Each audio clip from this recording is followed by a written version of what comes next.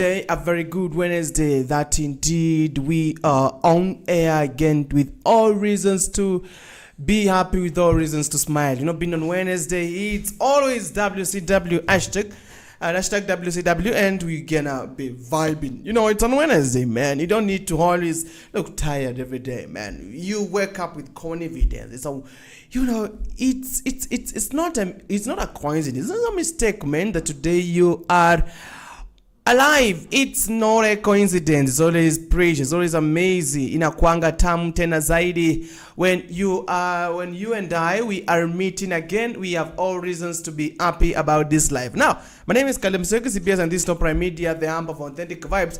I hope you guys jana tangu tuachane mekuwa fiti, tukawa shughuli up and down pale, tukawa tunakimbia tutafute vile mambo iko. We need to be checking around because you know you guys ground vile kuko tunaangalia. Jana by the way we have been in Kitengela again and we were following the story whereby there's this team that is from the team the team that it's supporting. I mean it's of the young people ambayo imemwambia Rais William Ruto, tafadhali mheshimiwa Rais njoo Kitengela. You people, did you see that team? These guys are saying, Mr. President, bring the empowerment in Kitengela. He says that we want the empowerment around here. Tutaki pia sisi tuachwe. And then I was looking at the team and I said, okay, Your Excellency, it's amazing. And if you come to Kitengela, bring in the empowerment staff, walete vijana, hii Nyota Fund, nini, tumeona pia kwingine mmepeana the wool, in other places you have seen the president akipeana machines za kuosha gari, 1, 2. Then people in Kitengela also says that Your Excellency, you need to come. We went with the coverage and you guys followed up mlioni story video ilikuwa. And we are looking forward to see the response of the president concerning that now.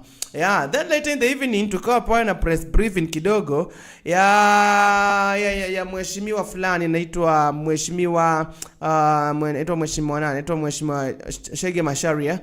Shege Masharia ambaye ataka kuwa MP pale Kajiado East, pia kwa pale na press briefing atumbia 2-3 kwamba bana mimi nataka tu mheshimiwa Ruto, nataka tu uongozi wa hii eneo hili la hapa ambao umekuwa nikiangaishwa nikipitia wakati mgumu nini, live threats na one of the leaders alisema hivi, by the way.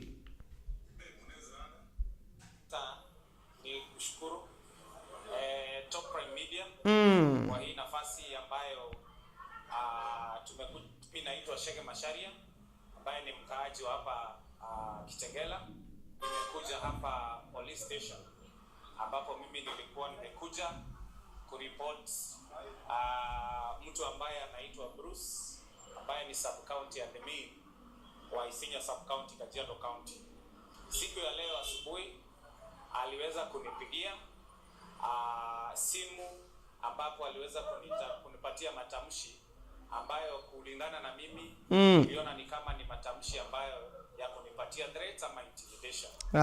Now this is Honorable Shege Masharia ambaye yesterday ilikuwa pale kwa nini ameenda tu kuzungumza, and then to my surprise is one of the sub-county admin, or not one of those, the sub-county admin wa pale eneo hilo. He has actually threatened him. That's what he said in this statement, if you guys have been listening. Na nikawa najiuliza tu swali moja pale. Nikawa najiuliza swali kichwani this beautiful day, kwamba bado threats za maisha zipo, because I don't believe that any leader should raise up and anatishia mtu maisha kulingana vile ambavyo mheshimiwa anasema. And hapo there is any problem that is happening in any area, I believe is so unadvisable that without fear of contradiction, without anything to fear about, you are in power, you can investigate. If you find the person anahusika katika what is being said, then you take the right initiative and you go come for him when you found him guilty, by the way. Lakini ya kumpigia mtu simu tunatishiana maisha, it is not the way to go as a nation. We have a nation to build. We have a nation that we need to bring it together, by the way. Na tuhakikishe kwamba we take it in the right way. Tunatumai kwamba sheria itachukua mkondo wake, and we gonna be following up. Lakini when someone, we said here last week kwamba when you're in power, take of that power, just handle it with a lot of care. You've been given to serve people. Let people always remember your legacy. Let always people say that indeed when so and so was the leader of this area, maze, for real, haki zetu tulipiganiwa, haki zetu tulisaidia. Like, we enjoyed the leadership. All right, my name is Caleb Musyoki, CBS, and this beautiful day we are taking time here to look at what is happening, what is being around trading. And by the way, I just want to remind you, yesterday I saw Boniface Mwangi as president of the Republic of Kenya. Boniface Mwangi says something that was a good one, and he said that yesterday was the birthday of Rex Masai, right? Yeah, ilikuwa birthday ya Rex Masai, by the way. Alikuwa na birthday jana, na you remember he was shot dead during the protest of Gen Z's pale Nairobi. Jana ilikuwa birthday yake, and we continue saying that may the Lord rest in peace forever and ever in eternal peace. At least he died fighting for something. It's a good one, all right?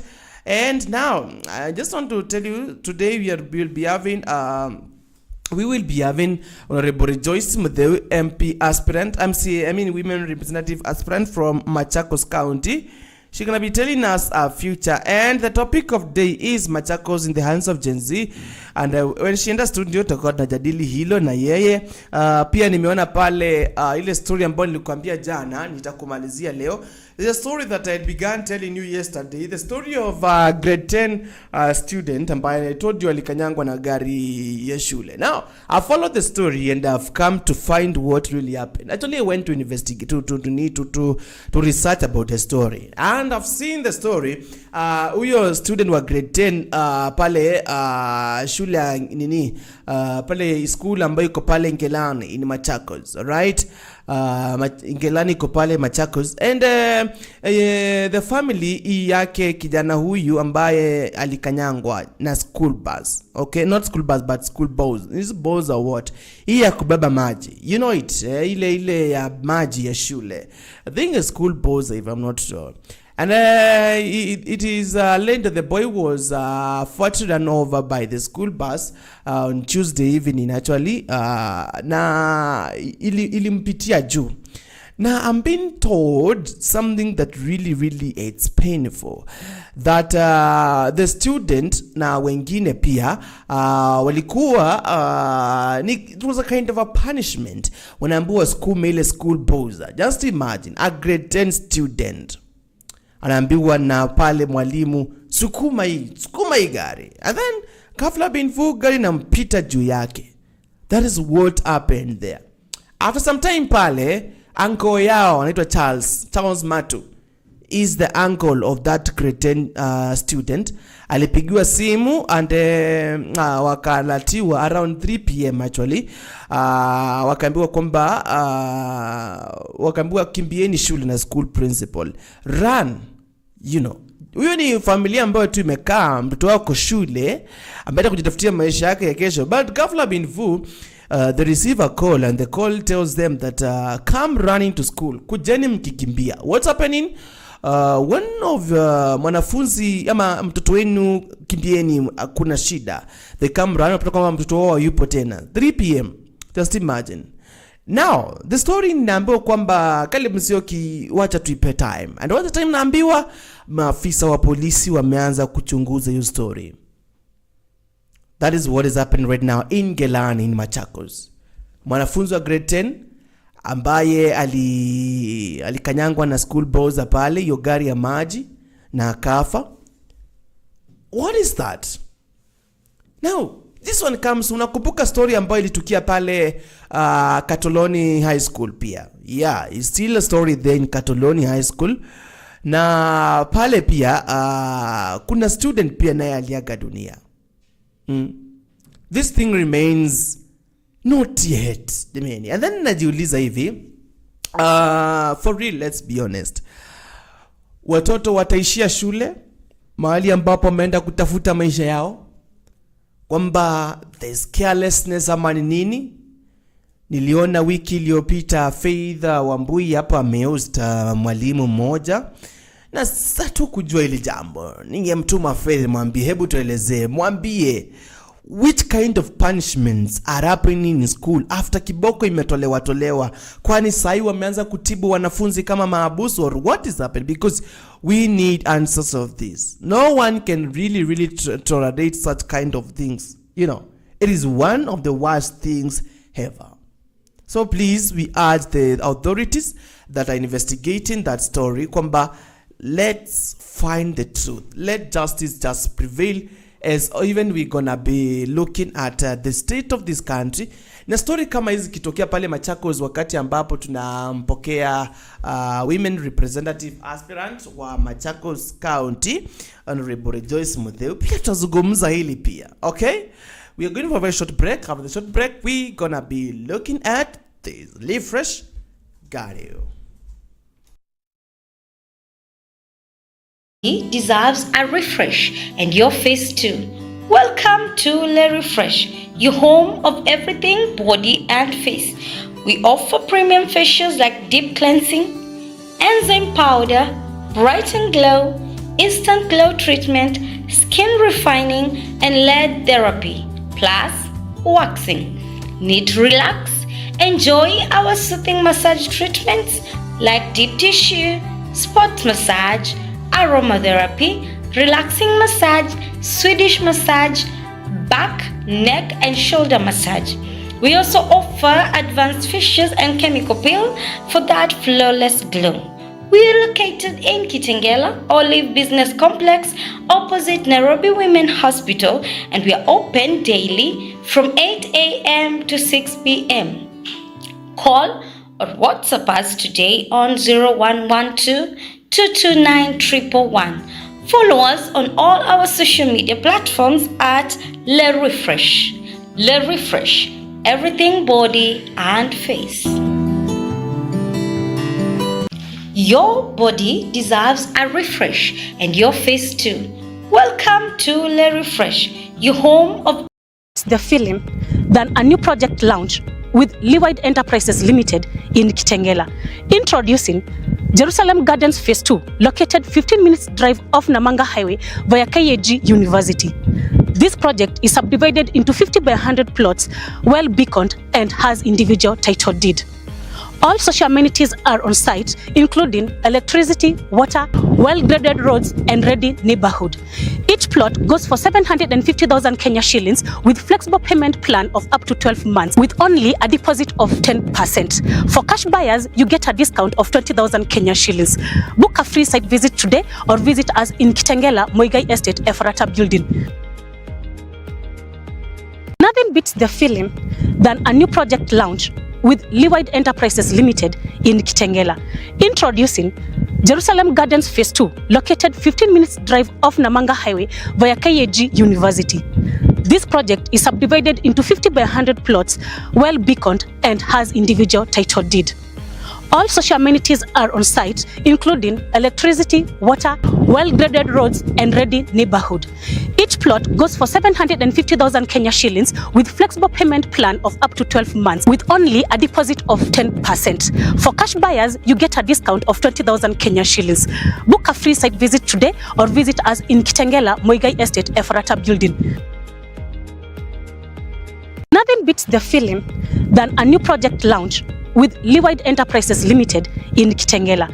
Introducing Jerusalem Gardens Phase 2, located 15 minutes drive off Namanga Highway via KAG University. This project is subdivided into 50 by 100 plots, well beaconed, and has individual title deed. All social amenities are on site, including electricity, water, well-graded roads, and ready neighborhood. Each plot goes for 750,000 Kenya shillings with flexible payment plan of up to 12 months with only a deposit of 10%. For cash buyers, you get a discount of 20,000 Kenya shillings. Book a free site visit today or visit us in Kitengela, Moigai Estate, Efrata Building. Nothing beats the feeling than a new project launch with Lewide Enterprises Limited in Kitengela. Introducing Jerusalem Gardens Phase 2, located 15 minutes drive off Namanga Highway via KAG University. This project is subdivided into 50 by 100 plots, well beaconed and has individual title deed. All social amenities are on site, including electricity, water, well-graded roads and ready neighborhood. Each plot goes for 750,000 Kenya shillings with flexible payment plan of up to 12 months with only a deposit of 10%. For cash buyers, you get a discount of 20,000 Kenya shillings. Book a free site visit today or visit us in Kitengela, Muigai Estate, Efrata Building. Nothing beats the feeling than a new project launch with Lewide Enterprises Limited in Kitengela. Introducing Jerusalem Gardens Phase 2, located 15 minutes drive off Namanga Highway via KAG University. This project is subdivided into 50 by 100 plots, well beaconed and has individual title deed. All social amenities are on site, including electricity, water, well-graded roads and ready neighborhood. Each plot goes for 750,000 Kenya shillings with flexible payment plan of up to 12 months with only a deposit of 10%. For cash buyers, you get a discount of 20,000 Kenya shillings. Book a free site visit today or visit us in Kitengela, Muigai Estate, Efrata Building. Nothing beats the feeling than a new project launch with Lewide Enterprises Limited in Kitengela. Introducing Jerusalem Gardens Phase 2, located 15 minutes drive off Namanga Highway via KAG University. This project is subdivided into 50 by 100 plots, well beaconed and has individual title deed. All social amenities are on site, including electricity, water, well-graded roads and ready neighborhood. Each plot goes for 750,000 Kenya shillings with flexible payment plan of up to 12 months with only a deposit of 10%. For cash buyers, you get a discount of 20,000 Kenya shillings. Book a free site visit today or visit us in Kitengela, Muigai Estate, Efrata Building. Nothing beats the feeling than a new project launch with Lewide Enterprises Limited in Kitengela. Introducing Jerusalem Gardens Phase 2, located 15 minutes drive off Namanga Highway via KAG University. This project is subdivided into 50 by 100 plots, well beaconed and has individual title deed. All social amenities are on site, including electricity, water, well-graded roads and ready neighborhood. Each plot goes for 750,000 Kenya shillings with flexible payment plan of up to 12 months with only a deposit of 10%. For cash buyers, you get a discount of 20,000 Kenya shillings. Book a free site visit today or visit us in Kitengela, Muigai Estate, Efrata Building. Nothing beats the feeling than a new project launch with Lewide Enterprises Limited in Kitengela. Introducing Jerusalem Gardens Phase 2, located 15 minutes drive off Namanga Highway via KAG University. This project is subdivided into 50 by 100 plots, well beaconed and has individual title deed.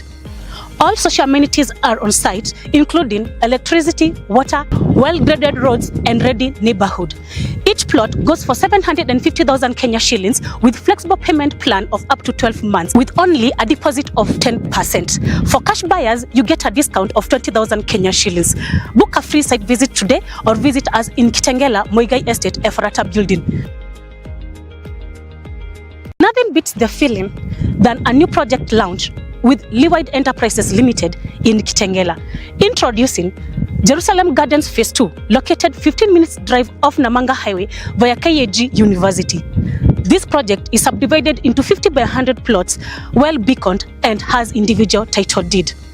All social amenities are on site, including electricity, water, well-graded roads and ready neighborhood.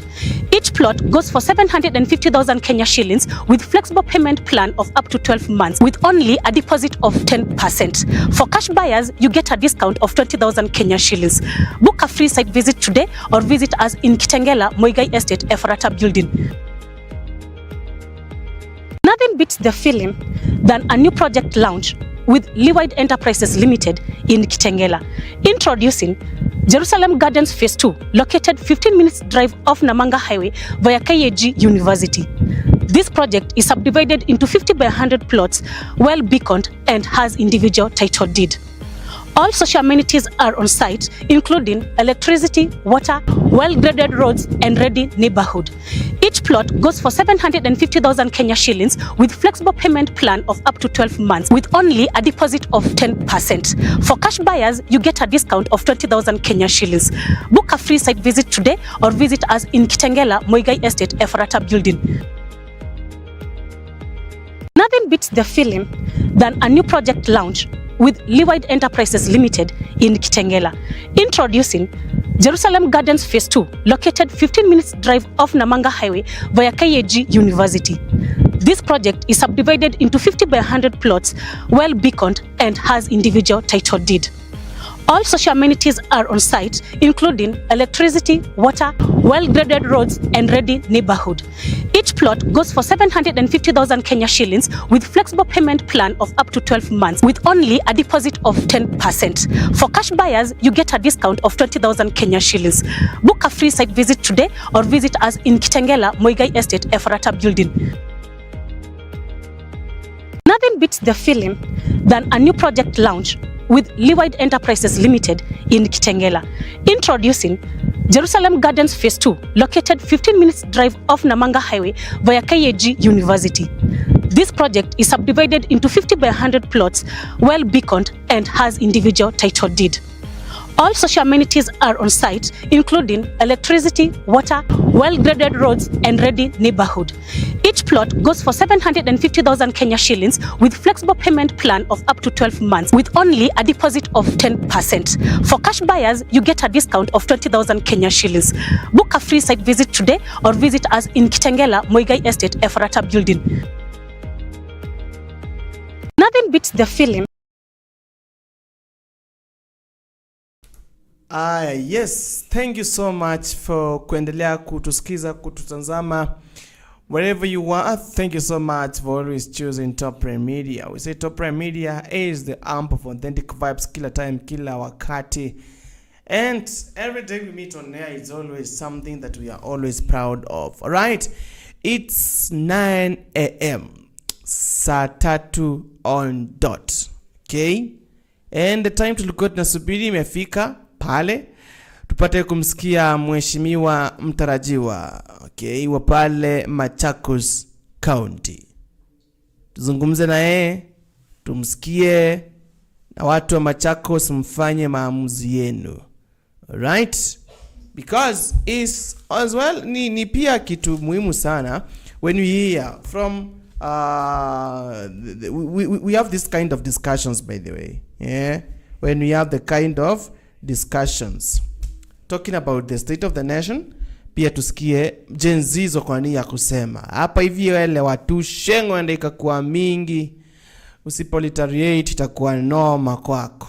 Alright, without further ado, I just want to welcome mheshimiwa in 3, 2, 1. Karibu sana.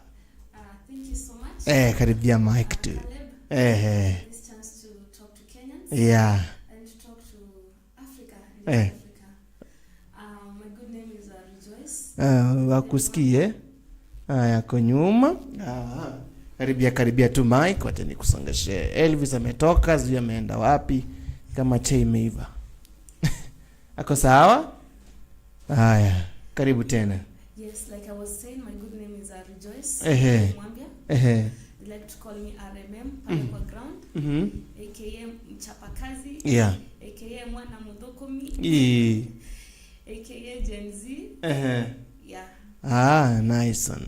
Gen Z. Yes, Rejoice Mudhiri is a social scientist by training. Yeah. She's a member. She's a member of the 8 East African Young Parliamentarians in Arusha and Ayala. She's also the secretary to the House's Economic and Regional Trade Committee. Rejoice Mudhiri is also a mental health advocate as a way of giving back to the community. I became a mental health advocate when I was a student leader because I could see a lot of suicidal cases back in campus. Yeah. And that is why I decided to become a mental health advocate, to create awareness on the whole mental health epidemic that we have in the country. Rejoice Mutheu is also a good leadership and governance advocate, trying to bridge the gap in leadership and governance in this continent, and mostly in Kenya, in Machakos County. Yeah. She's also an alumna or a fellow at the Netherlands Institute for Multi-Party Democracy.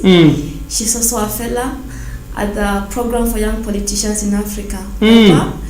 And she's also a fellow at IFRI. IFRI is International Federation for Pro Youths in Africa. Yeah. Yes, among other many titles and endeavors. Yes. Wow, nice one. Yani, that's amazing. You're reading leadership. Yes. That's amazing. No, where does she come from? Rejoice Mutheu is a Kenyan girl first. She's an African girl, a Pan-Africanist. But also Rejoice Mutheu is a girl from Machakos County, in a great village called Ngetani, Masinga. And she's also a resident at another constituency in Machakos called the Great Mavoko. We call it the city of Machakos County. Yes, a very cosmopolitan place. Yeah. Showing us how diversity in Kenya can be, can be leveraged to become an advantage, a tool to unite Kenya rather than divide Kenya. For me, I usually say, even when I was a student leader, I always encouraged Kenyans and fellow students and in extension Kenyans to embrace unity in diversity. Our diversity is our pride. Yeah. And Mavoko constituency in Machakos County is a true definition to that slogan of mine. Come on, man. Mavoko and the people of Mavoko are crying. Barabara ya kutoka Fanilas mpaka Devik inakaa vibaya. People are crying. Cabbages all over. It is bad. At some point I schooled in Mavoko, and when I go back to Mavoko, because when I go back to Mavoko every day, I look at the place and I'm like, what really failed? Because if the young Rejoice would still walk in sewage during rainy water, if the young Rejoice would still walk around like garbage, which is not safe for the children, and not just Mavoko, other places in Machakos County. And now this is the grown-up Rejoice, and you still have the same problems. They've even gotten worse, the sewage problem. It's saddening. And that is why, when I saw the poster and you sent me the topic, it was about the Gen Z. Is Machakos ready for the Gen Z leadership? We are definitely ready, because if the challenges that we grew up with, they've gotten worse, they've not gotten better, then it is urgent that we solve those problems, because I have experienced them firsthand, and we can no longer wait. It is pressing and it is urgent that we need to solve and change those problems once and for all. Yeah. Yes. Oh, nice one. I was looking at, by the way, nimekumbuka hiyo when we were speaking about Mavoko. Let me give you there's the what Mavoko Member of Parliament, Honorable Patrick Makau. He said, alisema iko wapi? Just want to give you the clip of what Mheshimiwa Patrick Makau said last year when he was in Kanani Girls, if I'm not wrong. Yeah, Kanani Girls. Na Mheshimiwa alisema kwamba Machakos County itakuwa na Deputy President Gen Z. You remember that? Ushimsikia? I heard that. Yeah. Now, where is that clip now? So I will, just as I look for it, you want to tell us so the Gen Zs are also ready for this? It is not a question of readiness. Gen Zs and the young people are already into this. Yeah. And anyone who has not admitted to that fact is just pretending, or just closing their eyes not to see it. The Gen Zs, the young generation, the young population, and even the older generation are already collaborating with the young people to bring change into this country and to bring change into their respective communities. This is what he said. It's not a question of readiness. We are into it already. Yes. Kwa hivyo majuzi wa Machakos nimewambia sasa mkae ganga. Gen Z are going to work with you.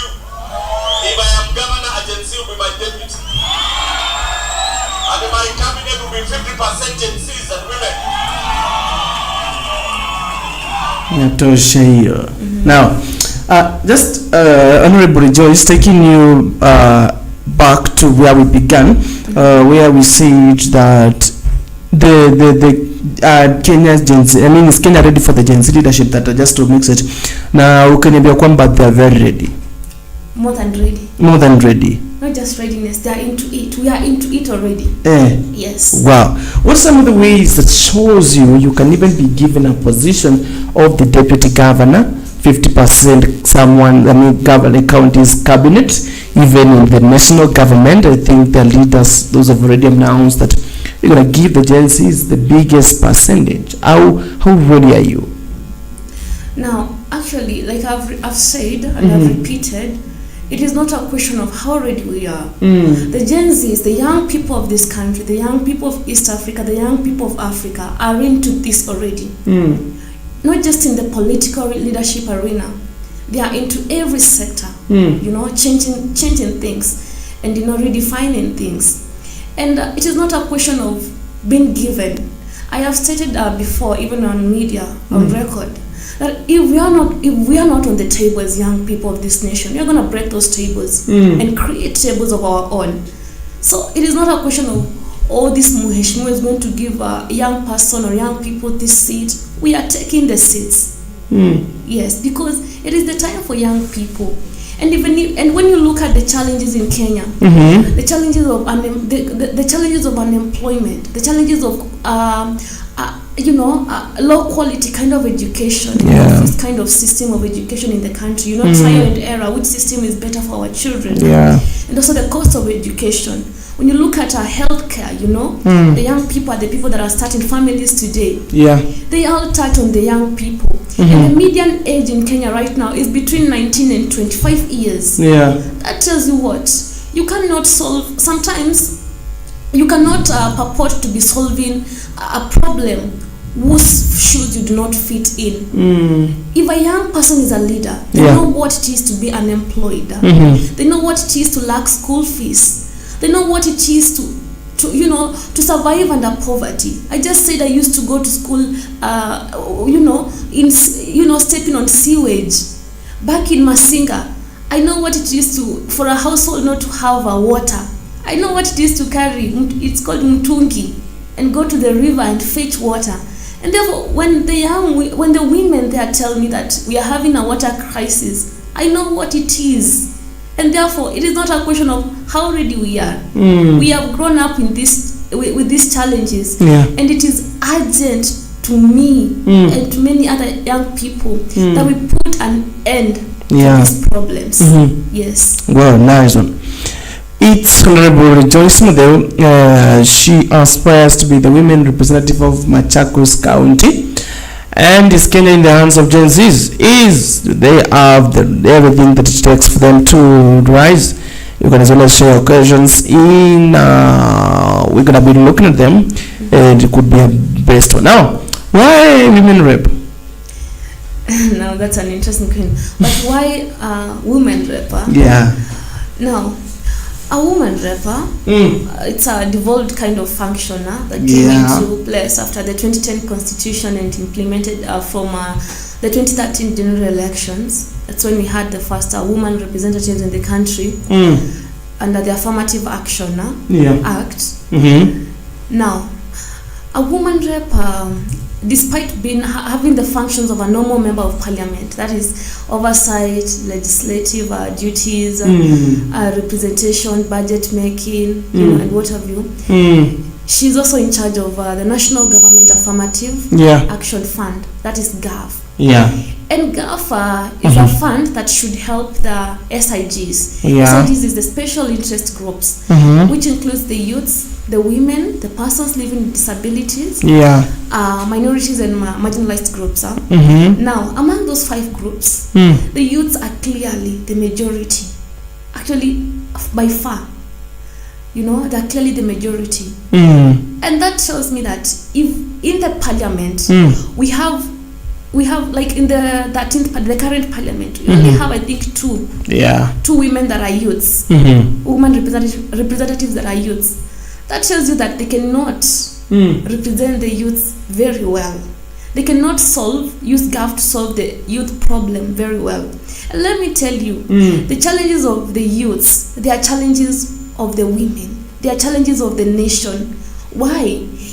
If a mother is having their children having graduated and they're still in their homes, it is a headache for that family. And if the youth problem can be solved, if we can solve unemployment, unemployed youths, like a youth who is employed, is a headache reduced for a family. Yeah. And therefore, if we are having houses of representation without the youth to speak the voices of the youths firsthand, then it's one of the areas we are failing as a nation. And therefore, a woman representative who is a youth is not just it's not only relevant, but it is also necessary and very urgent.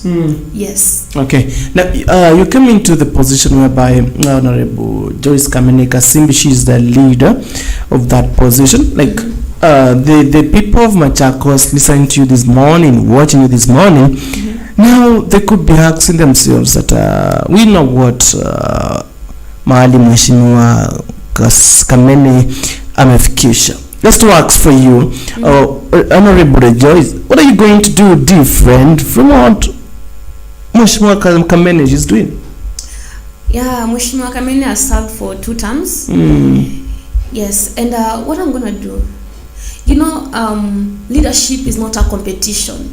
Sure. Like the other day, Honorable Babu, the member for Embakasi East, and we call him the president, the youth president. Yes. Said that leadership is not a competition, it is a completion, which means you don't get into leadership to compete, you get into leadership to complete, to serve the people. And the leadership is also very spiritual. In the sense that it is God-given. Yes, the people vote, but it is also God-given, because you remember even in the Bible, it is God who anointed David to be king over Israelites and to save the people. And therefore, I have so many plans for the people of Machakos County, and in extension to the people of Kenya, because once you go to the parliament, you legislate for the whole country. So, and to the people of Machakos County, especially in the jurisdiction of the woman rep, I want a leadership. I want to give a leadership that the people can feel. The people can see and feel. As a leader, if you're not felt by the people that you serve, then you're doing nothing. Sure. Sometimes I see people trying to, get rated here and there. No, those answers are always with the people. And in my manifesto, I said one non-negotiable thing that I'm going to do for the people of Machakos County in the jurisdiction of a woman rep is to end period poverty. It is very sad when I go to the ground, kusikiza ground, na kuinteract na ground. And then I hear stories and reports from teachers that the girls who miss schools every day, not every day, every month, during their periods, because they cannot afford sanitary towels. It is very sad. In the 21st century, it should not be happening. In the 21st century, where we have a devolved government, where we have the position of a woman representative, I cannot allow that to continue happening. So nikiweka Biblia chini, period poverty must end in Machakos County. That should be the bare minimum. Yes. And another thing, I've seen the youths also being left behind when in the distribution of GAF funds. I'm going to ensure, besides the women, the youth groups are also getting these funds. Because if you look at the youths, the border guys, they are wanarika, they are youths. If besides giving the women groups these funds to boost them economically, if the youths can also be given these funds, then it is going to be a plus. And also the persons living with disabilities, these funds should be shared equally and equitably. There's equity and there's equality, and equitably among all these 5 groups. And also the elderly. The elderly, I've gone to places where the elderly tell me that they have not been getting the social protection funds. The money given by the government to the elderly. This is one thing that I'm going to push so passionately. Yeah. Because you see, an old person is someone who cannot go to the farm. And unfortunately, some of our old parents do not have well-off children that can take care of them. Yeah. But there's the social protection fund. I want our old women, our older parents, our both women and men, to get social protection funds. Wow. Equitably and equally. There's also the issue of our farms. By the way, our people are very hardworking. Machakos County people and citizens, and Kenyans in extension, they are very hardworking people. The only thing that is failing them is poor leadership. Poor leadership. Poor leadership is what is failing our people. Because we have the green gold, our land, very productive lands.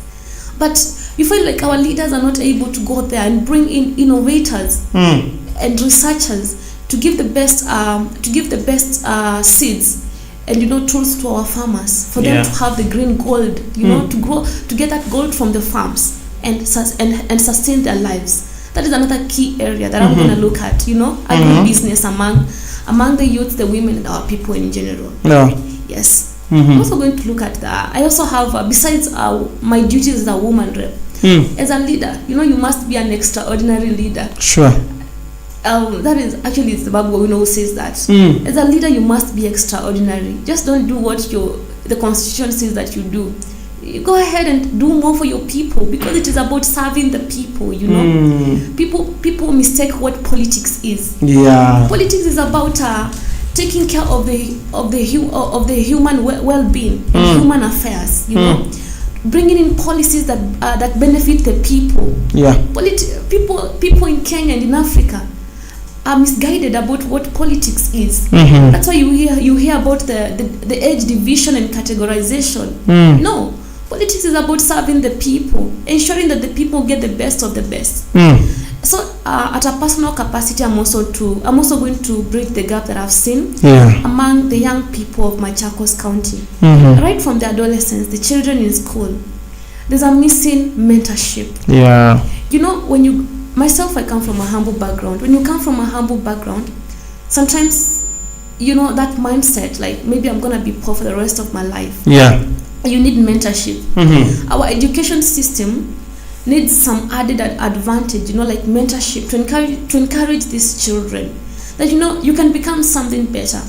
And so at a personal level, I'm going to ensure that besides the education that our children are getting in Machakos County, I add some quality by bringing in mentorship, a sisterly kind of mentorship, those that want to be leaders in the future. I want to go in and step in and tell them, what, you're going to become those leaders. Where you come from does not determine where your destiny is. Yeah, that is another kind of advantage I'm going to add to the education system in Machakos County. Just to cut it short, that our children are growing up holistically. Just to cut it short, earlier on we had spoken about the girls from Machakos having the issue of a month, unapata kuna wenye hawana hizo sanitary towers. Now, for you being a leader, a young person who aspires to be leader of Machakos and above all a leader of Kenya, because you're not serving them, you will be also meeting the leaders of Kenya. Absolutely. No, just to ask you this question, kwamba we know these things zimekuwa over and over again are things that serikali iliyopita ilizungumzia, serikali ilipo inazungumzia, na tunaona pia serikali ijayo imeanza kuzungumzia. What measures are you putting in place now to ensure that even if ujaingia bado, you're fighting that thing? What measures am I putting in right now? First of all, the first measure, I'm running for the seat. That means I'm already taking an action, a step ahead, like I'm running for the seat. Number two, I've been doing a lot of civic education to educate our people. Yeah. One Che Guevara would say that the first duty of a true revolutionary is education.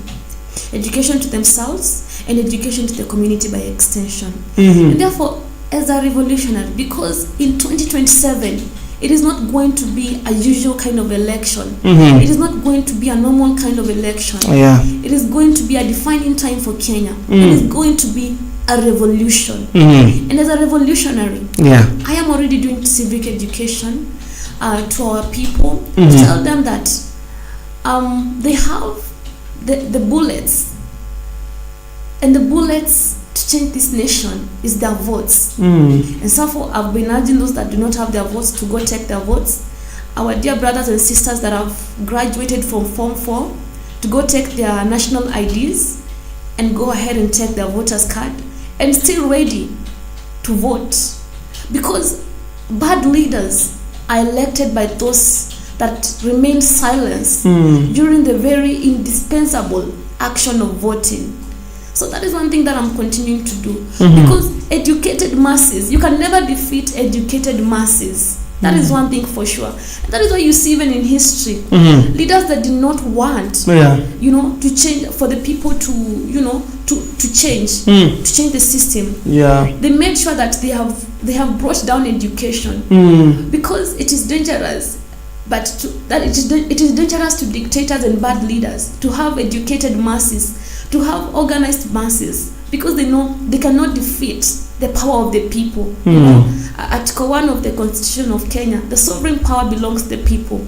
But unto Kenyans, unto the people of Machakos County, that power, we cannot leverage on that power in Article 1 of the Constitution if we do not participate in civic duties like election and voting in good leaders. Nice.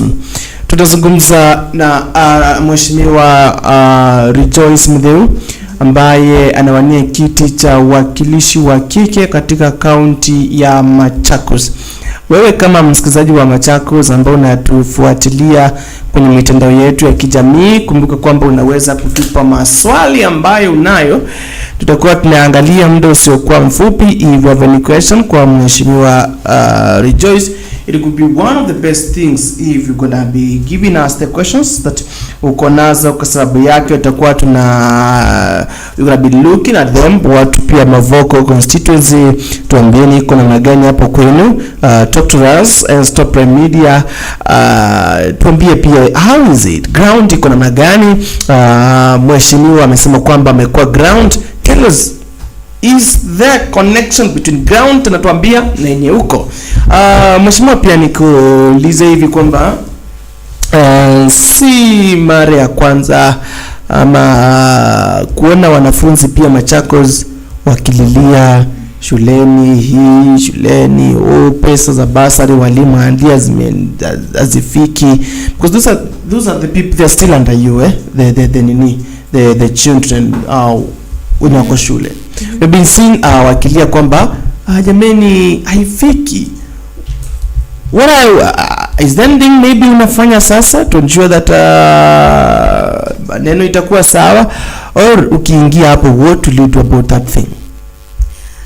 Now, when you speak about education, I'm very passionate about education, because the greatest investment that any country can make is in education. And if you think education is expensive, then try ignorance. That also applies to our leaders. And Nelson Mandela would tell us that the biggest weapon that you can use to change the world, to change Machakos, to change Kenya, is education. And therefore, as leaders, we can never overlook the power of education.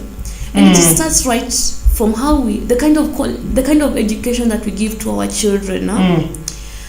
It is very sad that in the 21st century there are still children lacking essential things like school fees, whereas we are supposed to have as a country free kind of education. Honorable Ndindi Nyoro the other day said that it is possible for this country to have free quality education for our children. And I concur with Mheshimiwa Ndindi Nyoro. A serious country like Kenya, we should be having quality education. Our children should not suffer in the name of trying to get education. That is unaffordable. So what am I going to do about it? Number one, I want to unite with like-minded leaders once elected to push for that agenda, to bring back free quality education. It's not just about being free. It has to be quality. because the children of Kenya, the children of Machakos deserve the best of the best. Because right now, you know, the world has become a village. But how do we want the Kenyan child to interact with the outside world? The Kenyan child cannot interact with the outside child. A child from China, a child from South Korea, a child from United States of America. If we do not give our children the best, and that is how serious education is, you know. So I cannot overemphasize on matters education. But in the 14th parliament, that is the next parliament, matters education must be given first priority. Because if we are looking Kenya in 20 years to come, right now they are talking of Vision 2063 from Vision 2030. How is the Kenyan child going to be in Vision 2063? How is the Kenyan child from Machakos going to compete in the world of technology? In the world of technology, from a child in China, if the government up to date has not brought electricity to all public primary schools in Kenya, how is the Kenyan child going to compete in the global stage with a child from China, with a child from United States of America, and even with a child from Burkina Faso? If the Kenyan child lacks basic skills like computer skills, first of all, if there's no electricity in our public schools, which is a shame to the government right now, how do we expect our children to compete at the global stage? Are we expecting our children to be spectators at the global stage? I refuse that for the Kenyan child. And in the 14th parliament, those are some of the top priority issues that we're going to look at. Yes. Let me go to some of the questions that we have here. Just read 2 or 3, then the other questions, we shall save them by 9:40. These tour from Mavoko says, Mama Rejoice, wanawake wengi Machakos wanafanya biashara dogo. Ukiwa women rep utatuletea mikopo bila masharti mangumu kama youth fund. That is Mutua. Esther from Kadiani says, tumechoka na empowerment ya kupiga picha tu. Ni program gani ya kudumu utaleta kwa wanawake? And then the other question is from Mikali, says, unasemaje kuhusu soko la mama boga Matu na Tala? Utafanya nini kuboresha mazingira yao? And then ndo tufunge ine ni Ndolo from Kangundo says, vijana wasichana hawana kazi. Utakreate opportunities badala ya kutupea tu wheelbarrow. I don't believe we know wheelbarrow. Oh baby, I love the people of Machakos, and I love the current Kenyan voter. These are people that we have experienced these problems firsthand. That we cannot afford not to be sober when it comes to matters leadership. That we cannot afford to ignore the leadership arena space anymore. Number 1, the first question is on kwanza ilikuwa ya Mtua, anasema women nini ukiwa women rep utatuletea mikopo bila masharti mangumu kama youth fund. Let me start by that. Now, that is economic empowerment. You know, you cannot claim to be a leader of the people, and you cannot claim to be a successful leader if you have not empowered your people economically. You just don't empower people socially. You're supposed to also empower them economically, because you know economy is part of the core things in this country. If the people of this country, all categories, young, old, women, they are not empowered economically, it will escalate into things like crime, insecurity, all that. Like, I have a sad story, but I'll mention it later. On Sunday when we were in Kware, what happened there? I'll talk about it. But how am I going to be different in terms of empowering the people of Machakos County economically? Number 1, besides giving you people, for which it is assured that from me you'll get the empowerment funds. I am going to partner with other institutions. This GAF, there's the National Government Affirmative Action Fund. And also, I told you a leader should be extraordinary. Yeah. There are many other organizations. So what I'm going to do different, I'm going to do financial literacy. You know, you could have funds. I could give you even 1 million today, but without the literacy, without the education on how to invest these funds, on how to manage these funds, you cannot sustain the funds. So one unique thing that I'm gonna do, I am not only going to give the funds, I am going to do financial literacy. I'm going to educate in partnership with other financial institutions like banks, you know, on how our people are supposed to use these funds. I am going to teach them alongside other financial partners on how they can best multiply their money, you know, into sustainability. Because an empowered community is a stable community. Sure. Yes. An empowered community will not elect leaders just because they have given them 500 shillings. An economically empowered community is going to have the courage to question their leaders, you know, on accountability, on transparency. Like, reduce, you have received GAF this much. Can you give us a dissection of how much of how much of the funds have gone to which places? So number one, besides the youth fund, youth pia kuna GAF. GAF pia ni akina youth in as much as ni akina mama and persons living with disabilities. So I'm gonna give you this GAF, and on top of that, you free. I am doing that already. As in for the current women rep, is she doing so? Well, I cannot answer for her. Chama zinapata pesa? That is for the people of Machakos to answer. Umechunguza ground? Nimechunguza ground, but what I've noticed is that there's lack of enlightenment kwa ground. Like, there's a place where I went to Chamaya Wamama, somewhere in Kidimani, and the women there were surprised to hear about GAF. They were asking, huyu ni mnyama gani? Women from Kadhiani, talk to us. Kidimani is a place in Yatta constituency, Machakos County. So the women there were asking me, hey, our daughter, which animal is this you're talking about? Can you tell us about it? Empowerment uko jafika.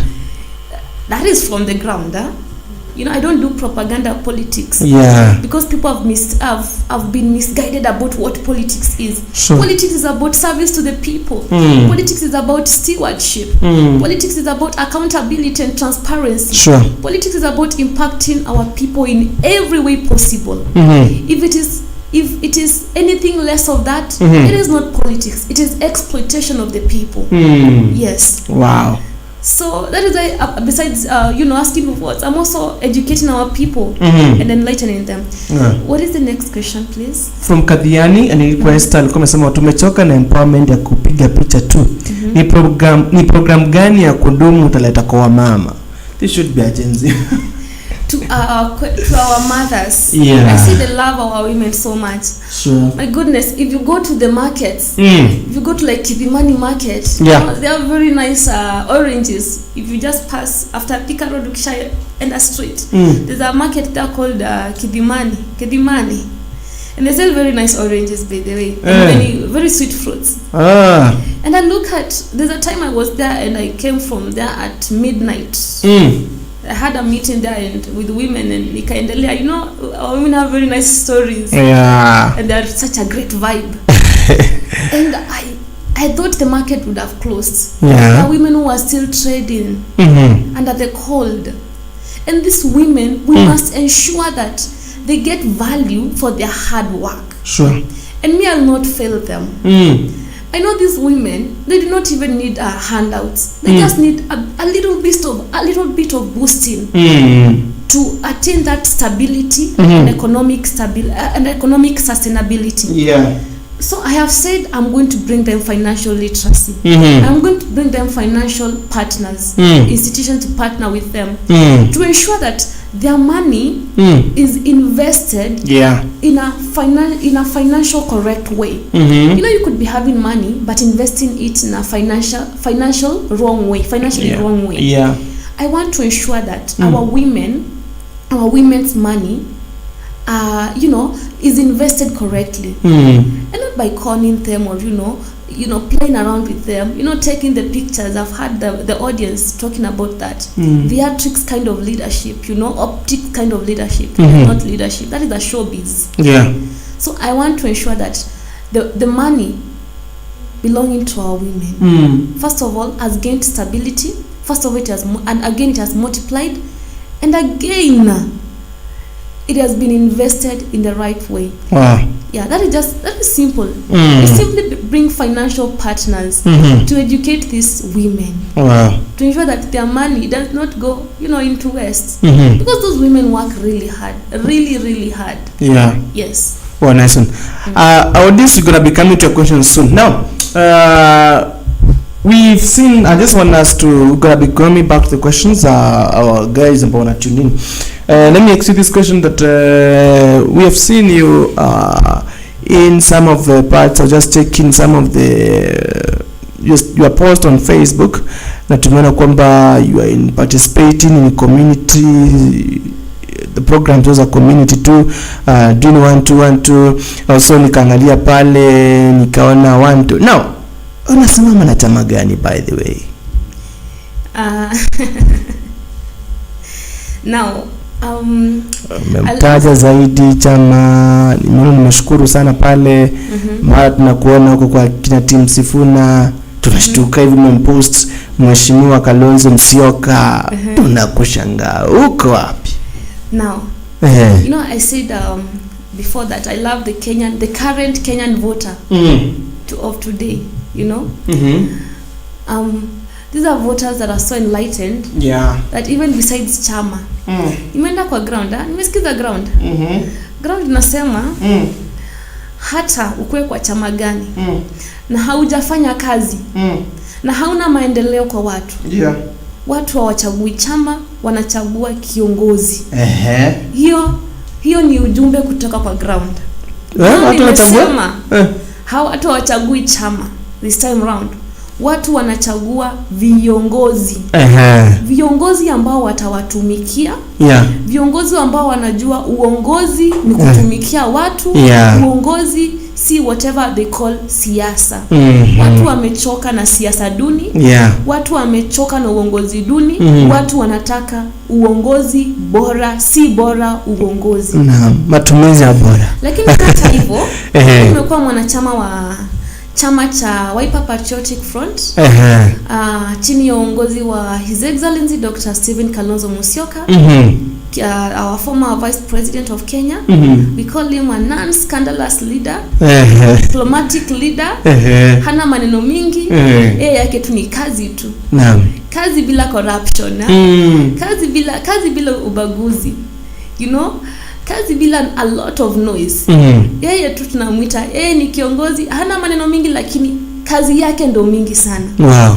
So mimi nimekuwa mwanachama wa Wiper na His Excellency Dr. Stephen Kalonzo Musyoka amekuwa mstari wa mbele kuhakikisha ya kwamba wanarika vijana hawaachwi nyuma kwenye meza ya uongozi wa kisiasa.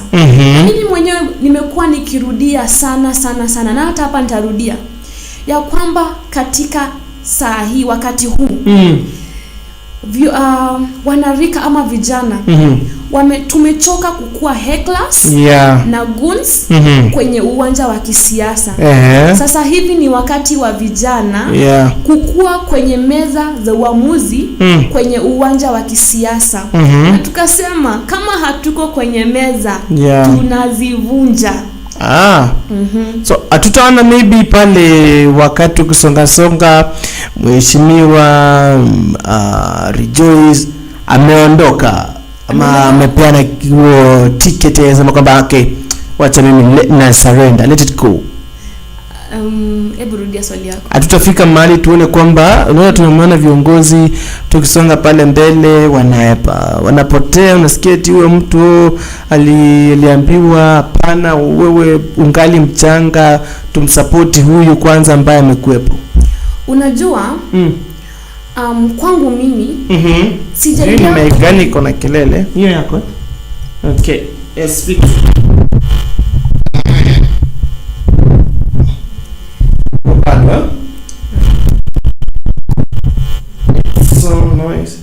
sawa. Lakini kama nasikika kwa audience ni sawa tu. Itakuwa nitavumilia tu. Iko sawa? Mradi tunasikika kwa audience. Sawa. Nitavumilia tu. Haya. Nitavumilia tu, ina shida. Okay. Sasa nilikuwa nakueleza hivi. Kwangu mimi uongozi sijaingia eti kama mchezo. Kumbuka kwa uongozi kwanza, leadership is spiritual. Kitu cha kwanza uongozi unatoka kwa Mwenyezi Mungu. Ijapokuwa pia watu wanapiga kura. Uongozi unatoka kwa Mwenyezi Mungu. Na one of my favorite slogans nasema ya kwamba for me it's a leadership with purpose. Because we cannot redefine leadership as a young generation if we do not see the purpose in leadership. And therefore for me hata wanaambia watu nikienda kwa ground na ukifanyiwa hivi na ukinyimwa sijui ticket, ukiambiwa ticket ni kwa highest bidder ilhali wewe ni mwanarika hauna pesa, ukiambiwa sijui eti nini, nikamwambia ya kwamba mimi siingii kwa uongozi tu eti sababu wengine wanaingia kwa uongozi. Uongozi ni kitu iko karibu sana kwa moyo wangu. It is something from my heart. It is part of my highest truest calling. It is part of my purpose. And therefore nothing can stop me. Nothing can stop a true leader from going to the people. That is how serious leadership is. And even the Bible in the book of 1 Timothy chapter 4 verse 12, the Bible says, let no one despise you because you're young. Instead, set an example to the believers. In this case, the Bible says to the believers. But in this case, I'm telling the young people, because besides me going for woman rep, I'm going for woman rep. Kuna vijana wengine ambao wanaendea viti kama MCA, senator, wabunge. I want to encourage them from 1 Timothy chapter 4 verse 12. That let no one despise you because you're young. Instead, set an example, set the pace for this country. You know, be the Sankaras of today. Be the Dedan Kimathi of today that led Kenya to independence. Sure. Be the Traore of today that is leading Burkina Faso to true independence. Let us be the Wangari Maathai, the late Professor Wangari Maathai of today, and to our women. And even from the Bible, young women. Let us be the Esthers of today. You know, in Esther 14, the Bible says, and who knew that at a time like this, let God choose me for at a time like this, when Kenya is full of corruption that is robbing Kenyans of their dignity, of their hard-earned taxes. At a time like this, when the poverty levels are skyrocketing, at a time like this, when the education for our children is not affordable and it is not dignified, at a time like this, when mental health is a crisis and the government is not giving it enough attention, at a time like this, when the cost of commodities is high, at a time like this, when Kenyans do not have a dignified kind of health care, including our women at the maternity, that right now we have akina mama zetu wanaenda kujifungua, halafu sababu hawana hiyo pesa ya kulipa maternity fee, wanafungiwa pale hospitalini kwa miezi kadha hadi wapate pesa. You saw it the other day. Mheshimiwa Mike Sonko alienda akatoa kina mama wangapi? More than 100 women unable to pay for their maternal fee. And therefore that is why I'm encouraging my dear fellow young people, and even kina wazazi wetu watushike mkono, na hata viongozi ambao wamekuwa kwenye uwanja wa kisiasa, His Excellency Dr. Stephen Kalonzo Musyoka na wengine washike viongozi wa vijana mikono. Unajua kazi ingine ni ya vijana. Unajua wakati umekuwa mzee kabisa, uko ma 70s, uko uko you are declared tired and therefore you retire. The government or your employer has declared you unproductive. Kwa hivyo mimi namuuliza viongozi kama His Excellency Dr. Stephen Kalonzo Musyoka, hizi viti kama woman rep za kukimbia from kama Machakos County ni 8 constituencies, apea watu kama kina Modeu ambao wana nguvu, wana uwezo, wana ule upendo, you know, we are zealous kufanyia wananchi kazi. Mimi nikitoka Mavoko, naingia pale Masinga, naingia hapo Kangundo, naingia hapo Kadhiani, naingia hapo Machakos Central, naingia Mwala. Nifanyia wananchi kazi. Hata kwa rais atakayechaguliwa, na tuna imani kwamba atakuwa His Excellency Kalonzo Musyoka. kazi itakuwa rahisi. Yeah. Kwa sababu hizi kazi kidogo kidogo yakishughulikia hapo mambo ya reduce the debt of Kenya which is in a crisis. Yeah. Ile public debt. You know? Sisi akikuja hapa ground hata kupata mashida kama eti watoto wamekosa sanitary towels. Yeah. Hata pata mashida eti ya kwamba vikundi vya kina mama havina pesa. Hata pata mashida ya kwamba vikundi za vijana havina pesa. Hata pata mashida kidogo kidogo kama vikundi vya persons living with disabilities havina pesa. Yeah. Jameni hawa watu hizi viti vingine wacha vijana wakue navyo. Yeah. Vijana wana nguvu. And even somebody said that leadership is the enthusiasm of the young and the wisdom of the old. Wow. Kwa hivyo wale wazee ambao wako na experience kubwa wakishughulikia mambo ya national debt, vitu kama the public debt. Yeah. Wakishughulikia mambo kama insecurity in the country. Wakishughulikia kama mambo ya vile pesa itaingia kwa nchi. Na vile partners, international partners wataingia kwenye nchi. Kuimarisha maisha ya watu wetu.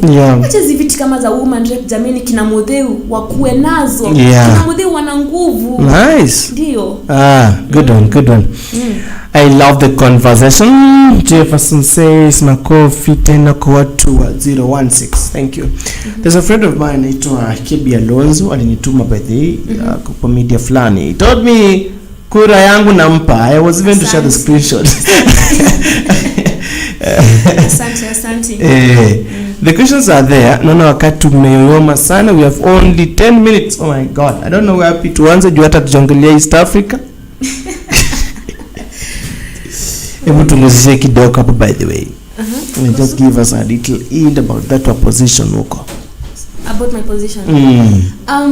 So what are the East African young parliamentarians is about? First of all, it is about exposure to leadership. It is under IALA. Na ina mshahara. Unajua sasa ingine ukitaja hizo majina kubwa. Yeah. Wengine wa Kenya wanadhani ni kama unalipa au nini. Hapana. Yeah. Ni kundi tu la young leaders like Modeu from across East Africa, from Uganda, from Rwanda, from Burundi, from Tanzania, ambao tumekuja pamoja chini ya uongozi wa IALA kushughulikia masuala ambayo yana affect East Africa. Kwa sababu unajua before the boundaries watu the colonizers waseme hapa ni Kenya, hapa ni Burundi. Mwafrika alikuwa mtu mmoja. Na tukasema ya kwamba shida ambazo mtoto pale Machakos kutoka Kenya ana experience ndizo shida ambazo mtoto pale kutoka pale Dodoma Tanzania ana experience. Na kama sisi watoto au vijana wa Afrika ambao tuko kwenye uwanja wa siasa tukikuja pamoja basi tunaweza exchange ideas sisi ambavyo tutatatua hizi mashida. Ndio, kwa hivyo that is it all about the East African young parliamentarians. Yeah. Ndio. Nice one. I just want to take 6 minutes to very quickly Susan anasema gender based violence imeongezeka. How will you start utastart vituo vingapi vya kusaidia waathiriwa? Actually, social justice for which gender-based violence and of course equity and equality is under that umbrella of social justice. Is one of the priorities. Is one of the things that is in my manifesto. Nimesema siwezi sema manifesto yote hapa. Maybe siku nyingine mnipe tu a day for manifesto. Sababu ni kubwa sana. I am zealous. I'm so eager to serve the people of Machakos and the people of Kenya in extension. So gender-based violence is something that I have been working on. Actually, since the days I was in university as a student leader in Maseno University. First of all, it is very wrong. It is impunitive, and it is something that should not be encouraged in the society. And actually, gender-based violence in our century, it's happening to both men and women. But mostly, it is women that have fallen victims. Even cases of femicide, you have witnessed that. So for me, besides building the centers to help the victims of gender-based violence, I'm also going to ensure that these victims are taken care of. You know, it is not enough to build a center for gender-based violence. You should work with the victim. You should walk the journey with the victims, and especially as a mental health advocate. Yeah. I said I'm a mental health advocate as a way of giving back to my community by creating awareness and working with the people. Yeah. In the journey of mental health advocacy.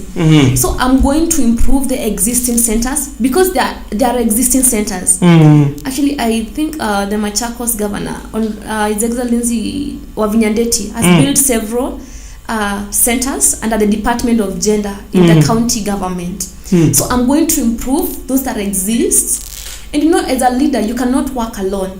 Even in the Sustainable Development Goals, SIGs, the last one is collaboration. The last principle in the SIGs is SDGs is collaboration. So I'm going to collaborate with other organizations to improve those that are existing, to make sure that they work. Yeah. Because you can have just structures that do not serve the people. For me, I'm going to be very involved with my people. Yani tutatembea pamoja. Wow.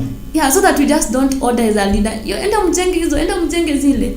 And you don't go there to investigate. Are they working for the people or they're not working for the people? Because one challenge again we have with the current kind of leadership is because they're so detached from the people.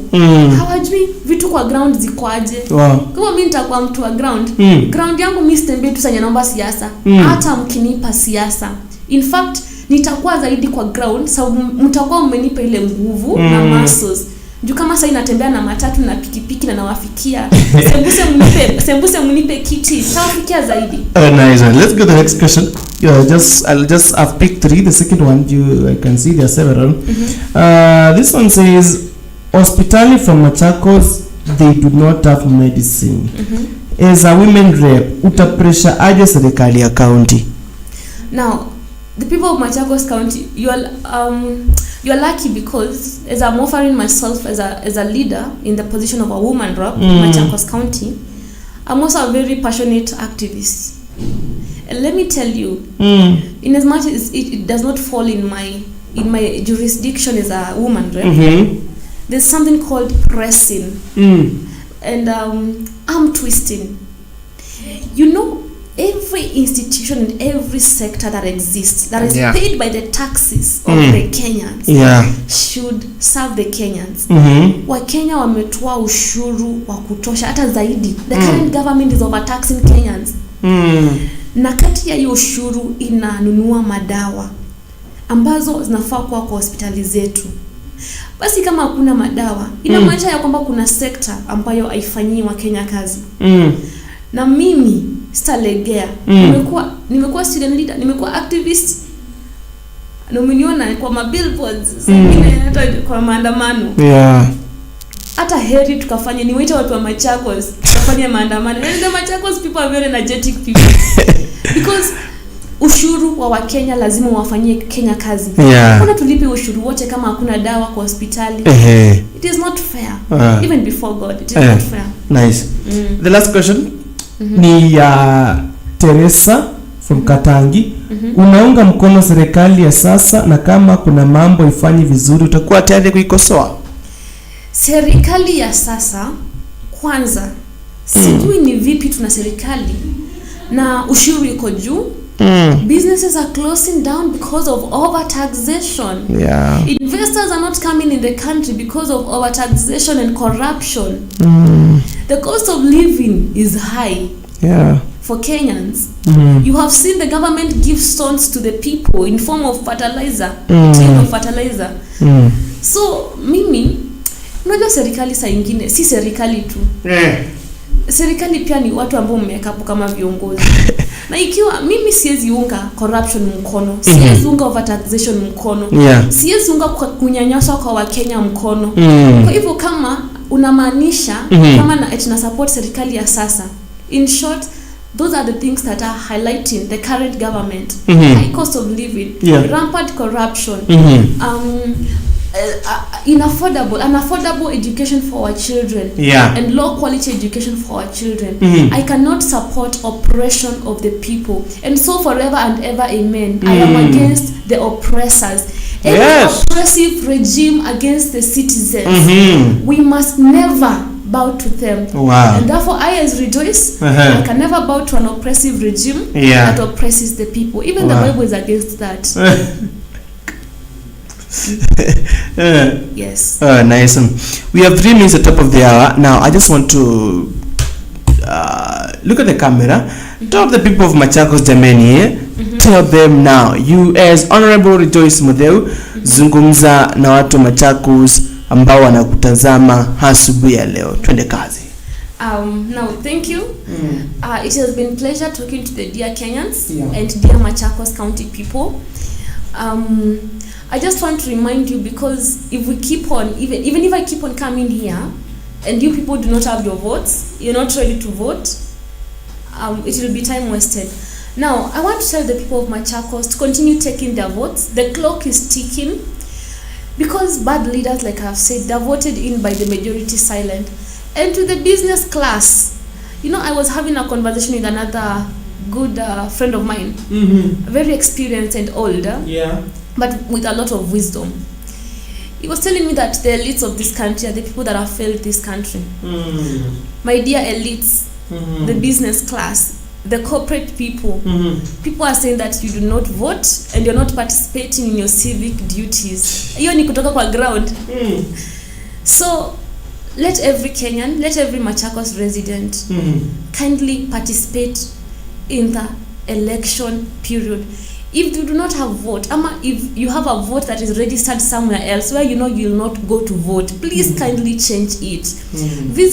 Visit the IEBC offices in your respective constituencies and change your vote to a place where you are sure you will vote as a person. And also continue helping us spread the gospel of taking votes, because without the votes you will enable bad leaders to still have their way. Yeah. And I've said that right now we have dealers in positions of power, and that is so dangerous to have dealers in positions of power. Let us be ready to vote out the dealers and vote in the leaders like Rejoice Mutheu here, who has offered herself for the position of Woman Rep Machakos County. Yeah. Wow. Good one. Nice one. Thank you so much. That has been thank you so much, Bethei Mweshima, for coming. We don't take it for granted, Manze. Traveling from where you were to this place, coming to talk to people of Machakos. Yeah. It really shows how your heart is iko kwa hawa watu. Where's Ilenga? Leadership is a calling. Yeah. You cannot run away from the voice. Yeah. You know, like Samuel, you know, he had to go and tell Priest Eli, what do I say? When I hear the voice again calling me. Yeah. And for me, the voice has called, and I've said, yes, Rejoice, I am ready. So it is up to the people of Machakos and the people of Kenya to go and tick that leadership on the ballot. It's amazing. Yeah. We're so happy for that, by the way. Pia kwa kuja Top Prime Media. It's also a pleasure for us. Now we pray that God atatembea nawe as you go amplifying those voices. We are behind you, macho yetu through the lenses. Just natumianga lenses. True. Yeah, we use there to see what you guys are doing on the ground. And ukikutana na watu wa Machakos usalimie sana. Asanteni sana. Thank you for the love. These people are so powerful. Yeah. Then nenda kwa ground wananipea defer. Yeah. They call me their daughter. Yeah. Machakos. So mimi nitakuwa na deni yao ya kuwafanyia kazi. You really have to. I'm the one with their dates. Utawalipia date ya mkeni. Nitawalipa deni zenu. Kuwafanyia kazi. Yeah. Wow, thank you so much, Bethei. Thank you. It has been really a good one. And I'll talk to Elvis. We need to have you back because there's so many questions. People Machakos, please msione eti nini maswali ndio time. Those people are a vibe. Yeah. You can't get enough of them. They're such a vibe. This one asks, akona mtu. Kwa sasa hivi watu wa Machakos ndio watu wangu. Mimi ndio watu wangu. Ule jamaa anaweza kama uko na mtu aache maneno mingi. Sasa watu wa Machakos ndio watu wangu sasa hivi. You are taken by people of Machakos. Let us have ruthless focus. Ndio watu wangu. Makofi, but amazing. I also come from Machakos, by the way. Oh. Oh. Yeah, I'm from Uko Machakos. Nakuru. So it's good, man. Thank you so much, buddy, for coming. We are always pressure for you, and anytime you're welcome to Top Prime Media. Thank you. We look forward, brother, to host you again to wind up this conversation because we have not even touched half of it. I get it. Tumetatua basic kukujua. Next time when we have you on board, we're gonna be going deep to know your relationship with Mheshimiwa Kalonzo. Tutaka kujua kama pia unajua na Mbithe ametrade sana Mheshimiwa Mbithe. Hata tulikuwa naye Sunday pale Kware. Come on, really? Pale Utawala. Yeah. Mwambie tunamtaka Top Prime. Kabisa. But they take our message there. Sawa. We want to see her, we want to hear from her. Absolutely. Yeah. Nice one. So thank you so much for Top Prime Media. My name is Kalim Sek. This will be Top Prime Media Breakfast Show. Getting the hands of Gen Z's. Guys, guess what? Story Talk naingia sahi na Faith Faith Wambui. We'll be talking to her. For me, nimeishia wacha tupatane kesho same time same place. See you tomorrow, God's willing. Body and face. We offer premium facials like deep cleansing, enzyme powder, bright and glow, instant glow treatment, skin refining, and LED therapy, plus waxing. Need to relax? Enjoy our soothing massage treatments like deep tissue, spot massage, aromatherapy, relaxing massage, Swedish massage, back, neck, and shoulder massage. We also offer advanced facials and chemical peel for that flawless glow. We are located in Kitengela, Olive Business Complex, opposite Nairobi Women Hospital, and we are open daily from 8 a.m. to 6 p.m. Call or WhatsApp us today on 0112 229 111. Follow us on all our social media platforms at Le Refresh. Le Refresh.